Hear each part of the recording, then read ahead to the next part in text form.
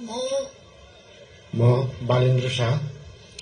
नेपालको सार्वभौम सत्ता र राजकीय सत्ता नेपालको सार्वभौम सत्ता र राजकीय सत्ता नेपाली जनतामा निहित रहेको नेपालको संविधान प्रति पूर्ण वफादार रही सत्यनिष्ठापूर्वक प्रतिज्ञा गर्दै ईश्वर, देश र जनताको नाममा शपथ लिन्छु कि प्रधानमन्त्री पदको जिम्मेवारी प्रचलित कानूनको पालना गरी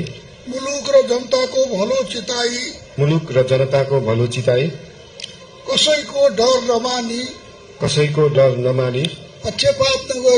पक्षपात नगरी पूर्वाग्रह वा खराब भावना नलिई ईमानदारीका साथ गर्नेछु र आफ्नो कर्तव्य पालनको सिलसिलामा आफूलाई जानकारीमा आएको कुरा म पदमा बहाल रहँदा वा नरहँदा जुनसुकै अवस्थामा पनि प्रचलित कानूनको पालना गर्दा बाहेक अरू अवस्थामा